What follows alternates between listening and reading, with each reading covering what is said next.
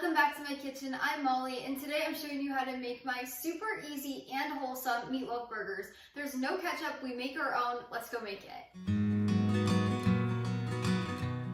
Like I said, this recipe is really wholesome and nourishing. Instead of using crushed up crackers, we're using homemade breadcrumbs. Instead of using store-bought ketchup, we're making our own with simple ingredients you have in your kitchen already. To begin, we're first going to dice up half of an onion. So I like to use a yellow onion. You could also use a white one, but we're gonna add that to a bowl. You just wanna finely dice that, as well as half of a teaspoon of ground black pepper, half of a cup of breadcrumbs. You can either make these or buy them. I highly recommend making them. I'll leave my recipe link down in the description below. You don't have to have sourdough bread to use it. You can use any bread, or I also have a video. I'll link it somewhere up here. You can check that out as well.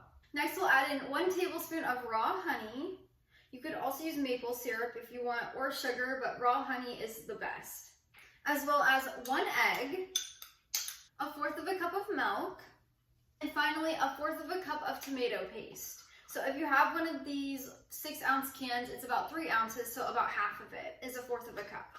We're gonna save the rest of this for our sauce on top, so save that for later. And then you're gonna take a spoon or a fork, either works. I like to use a spoon, and you're just gonna mix this together. I like doing this before I add in the beef, just to make sure everything's mixed and combined. Once your mixture is completely combined, you're gonna grab half of a pound of ground beef. So I'm just gonna add that in, and then you're just gonna mix your ground beef into your mixture. So I like to use a spoon because it's much easier than a fork, which I always thought a fork was easier, but the spoon actually works better.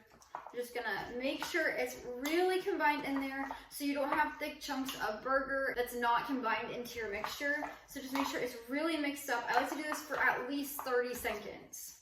Once you've got the beef all mixed in, you're then going to grab a plate with parchment paper on it.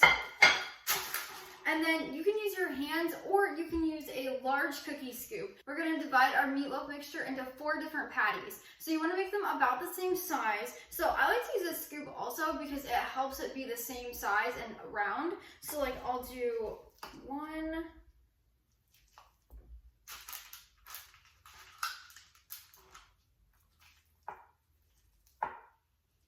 2, 3, and 4. See how simple and easy that is? You can use your hands or the top of your scoop to just flatten these down a little bit. I like to flatten them to be about 1 inch thick. You can do as thick or thin as you prefer, but I like to do about 1 inch.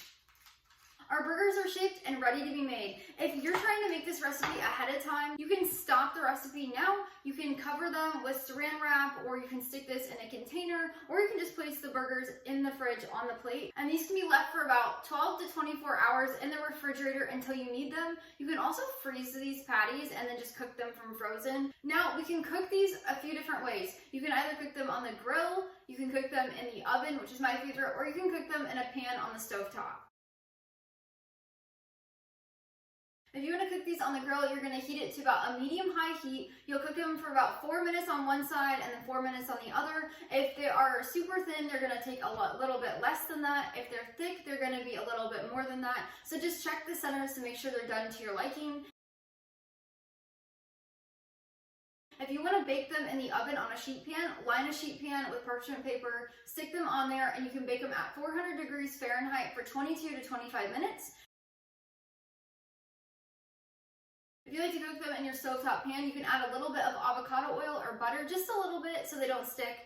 Place these in there and then cook them for about 6 to 8 minutes on one side, flip and do 6 to 8 minutes on the other. If they are a little bit thick, again, you're gonna have to add more timing. And those are your cooking options for these meatloaf burgers. You can do them in all kinds of ways. So I'm gonna cook mine on an inside grill. I have this non-toxic grill that I like to use. So I'll link that down in the description below because it is one of my favorite items I have in my kitchen. But that's what I'm gonna cook mine on, and I'm gonna use the grilling instructions. But let's set our burgers aside quick. If you're gonna do the stovetop version or you're gonna do them on the grill, wait to put your topping on. If you're gonna bake them in the oven, put the topping on now and then bake them. So let's make our topping quick. This is so good and you won't miss the ketchup at all. So now we're gonna add the rest of our tomato paste in here, which is 1/4 of a cup. I'm gonna add that in. Then we're going to add in 1 tablespoon of raw honey, You could also use sugar if you wanted, but honey is the best for this recipe. As well as 1/4 of a teaspoon of salt. I like to use sea salt. And 1 teaspoon of apple cider vinegar. Now we are going to grab a spoon and we're just going to simply stir this together. And just like that, you have homemade ketchup. So if you're doing the grill option or the stovetop version, you can set this aside for now. We'll add it on near the end.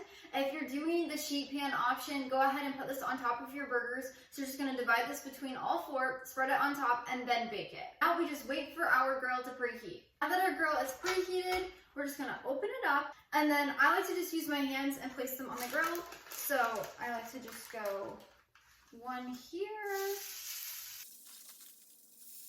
Just make sure they're evenly spread apart so they can cook. Now, if you have an indoor grill that has a grid on both top and bottom, you can go ahead and close it and it's going to cook in half the time. So instead of taking about 8 minutes to cook this, it's only going to take 4 to 5, which is amazing and such a time saver if you're busy at night. So I'm just going to close this and we'll cook them for about 4 to 5 minutes. Now, once the meatloaf burgers are almost cooked, if you're doing them in the pan or on the grill, you're going to open your grill up. Oh, those look so good. And we're going to add our sauce on top. So just divide it between all 4.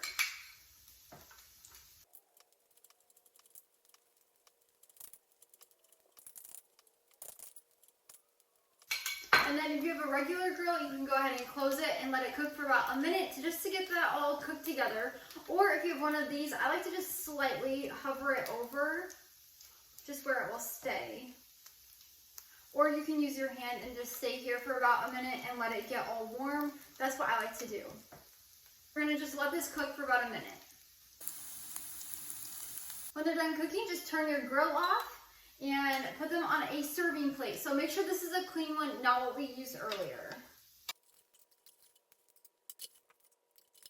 And that is how you make meatloaf burgers that are wholesome and delicious right at home. For my full written recipe, head down to the description below. You can then use the link to go over to the blog, and there you can print or save this recipe anytime.